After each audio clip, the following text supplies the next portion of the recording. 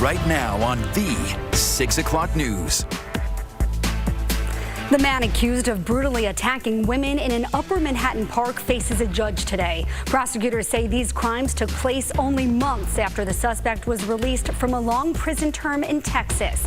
We'll tell you how he's linked to a similar attack in Brooklyn. And as the Delta variant continues to spread and COVID cases are on the rise across the country, could this mean mask mandates for everyone, including those who are vaccinated? Good evening, and thanks for joining us. I'm Dana Arschin, filling in for Dan Bowens. Not too long ago, cases were down and most COVID restrictions came to an end here in New York. Now, Dr. Anthony Fauci is saying the country is heading in the wrong direction.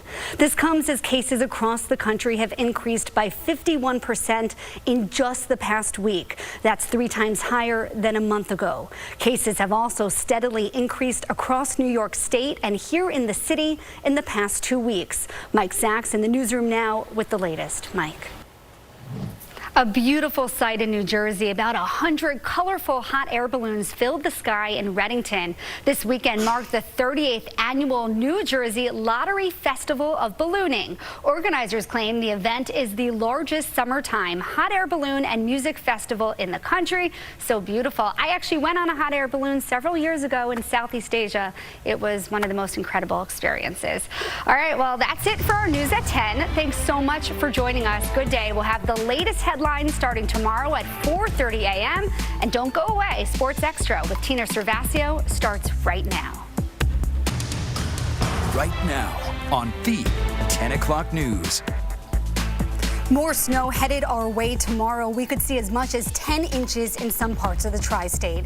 Good evening. I'm Dana Arschin in for Dan Bowens. As if the storm earlier this week wasn't enough, we're now bracing for another round of winter weather. While this storm is not expected to be as severe, local officials have already announced some closures. In the city, outdoor dining that extends into the street will be suspended tomorrow. Alternate side parking rules will also be suspended for at least another week, and some vaccine sites across the tri-state will close. We'll have more on all that in just a few minutes, but first let's get to meteorologist Mike Woods for a check of the forecast. Mike, how bad is it going to be? Let's take a look right now at Times Square. A nasty nor'easter is slamming the tri-state area. If you haven't been outside yet, conditions are very bad just about everywhere you go. Take a look at this video from Bayville, New Jersey, which is in Ocean County.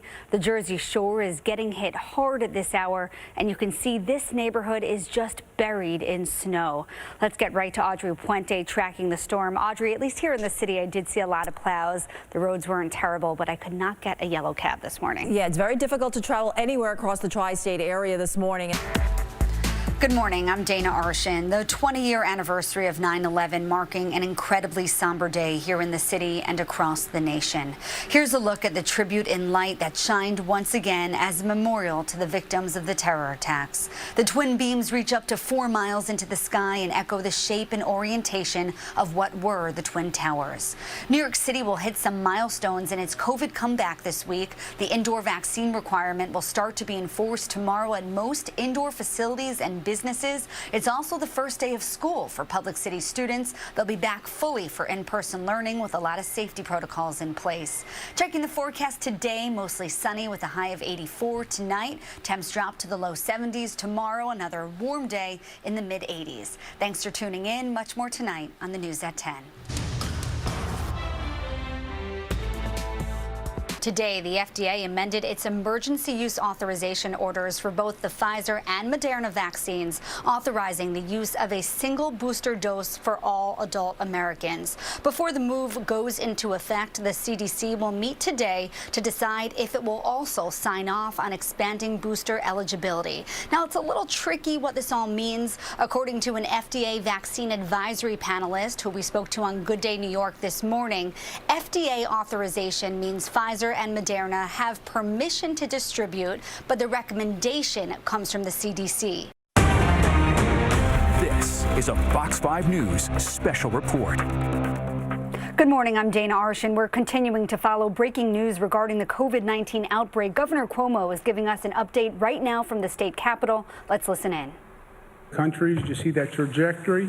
In case you're just tuning in, that was Governor Cuomo giving us an update about the coronavirus outbreak. There are now 15,000 cases in New York State. The governor is also calling on city officials to come up with a plan within 24 hours to figure out how to ensure social distancing. This after he said parks, farmers markets, and basketball courts were too crowded this weekend. He's also making a plea to the federal government for funding and help with medical equipment. In addition, the governor announced the FDA approved an anti-malarial drug to treat coronavirus patients. Trials of the drug will start this Tuesday. Also, non-critical elective surgeries will be canceled starting Wednesday. We'll have much more tonight on Fox 5 News at 6. This has been a Fox 5 News special report. Good morning, I'm Dana Arschin. Starting today, all New York City residents age 50 and older can walk into any city-run vaccination site and get a COVID shot. At the Washington Heights Armory, anyone 18 and older can walk right in to get their shots. Good morning, I'm Dana Arschin. The investigation continues into the deadly shooting on the set of Alec Baldwin's movie shoot in New Mexico. New court records show that an assistant director handed Baldwin a prop gun and told him it was safe to use in the moments before the actor fatally shot cinematographer Helena Hutchins. Turns out the gun was loaded with live rounds. Good morning, I'm Dana Arschin, and here are the morning's top stories. Get ready for another beautiful sunny day today. We'll see a high of 77 degrees. Tonight, temps drop to about 65. Tomorrow, we can expect some isolated showers, a high of 78. 13 people here in the city lost their lives as a result of Ida. Most of them were trapped in flooded basement apartments. Mayor de Blasio says when flash flooding is expected in the future, the city will go door to door and evacuate those residents living in basements. President Biden signing an executive order today declassifying certain 9/11 documents 1 week before we mark the 20-year anniversary of the terror attacks. The Department of Justice and other agencies will review and prepare the documents for the public to see in the coming months. Another update in 1 hour and much more tonight on the News at 10. And Governor Hochul announcing a state of emergency in New York ahead of potential spikes in COVID cases. The COVID variant that's being called Omicron is a highly transmissible virus of concern, according to the WHO. There are no known cases here, but starting Monday, the U.S. will restrict travel from South Africa and 7 other countries in that region. Today is Small Business Saturday. It's a day meant for shoppers to focus on small businesses, which retail experts say have been disproportionately impacted by the pandemic. Checking the forecast today, sunny with a high of 42, but it will feel even chillier with the wind. Tonight, temps drop to the low 30s. Tomorrow, some rain and snow, a high of 43. Much more tonight on the late news after college football.